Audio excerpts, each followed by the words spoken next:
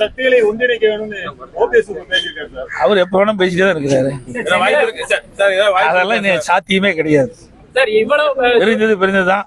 ஏன்னா பிரிந்தது மட்டும் இல்ல, இந்த கட்சியை எதிரிகளிட்டு அடமானம் வைக்கிறத எங்களால தாங்க முடியும். இன்னைக்கு அனைத்து இந்திய அண்ணா திராவிட முன்னேற்ற கழக தலைமை கட்சி அலுவலகத்தில் இவர் தலைமையில் ரவுடிகளை கூட்டிட்டு போய் அதை உடைச்சி அந்த தலைமை கழக புனிதமா அனைத்து இந்திய அண்ணா திராவிட முன்னேற்ற கழக தொண்டனுடைய கோயிலாக இருக்கின்ற அந்த தலைமை கழகத்தை என்றைக்கு உடைத்தார்களோ அன்றைக்கே அவள் அந்த கட்சியில் இருப்பதற்கு தகுதி இல்லை. அந்த அடிப்படையில் அவர்கள் இணைத்துக் கொள்கின்ற வாய்ப்பே கிடையாது.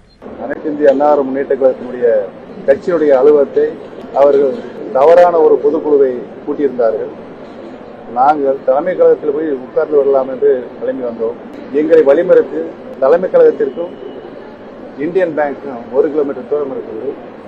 எங்களை வழிமறித்து 8 மாவட்ட கழக செயலாளர், சென்னையில் இருக்கின்ற 8 மாவட்ட கழக செயலாளர் அங்கே நாங்கள் இந்தியன் பேங்கை நெருங்கின்ற போது நாங்கள் வந்த டெம்போ டிராவலரை தாக்கினார்கள். இதுதான் நடந்த உண்மை.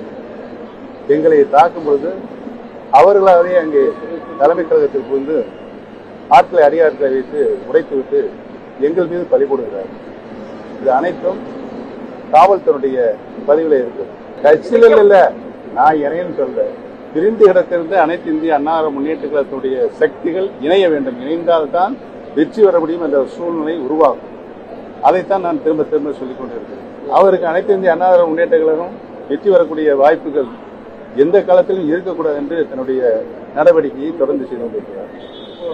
ஒற்றை தலைமை வந்தால் அனைத்து தேர்தலிலும் நான் வெற்றி பெறுவேன் என்றுதான் எங்களை தலைமை கழகத்தில் பேசினாங்க. ஆளை வச்சு ஒரு தேர்தலையும் வெற்றி பெற முடியல.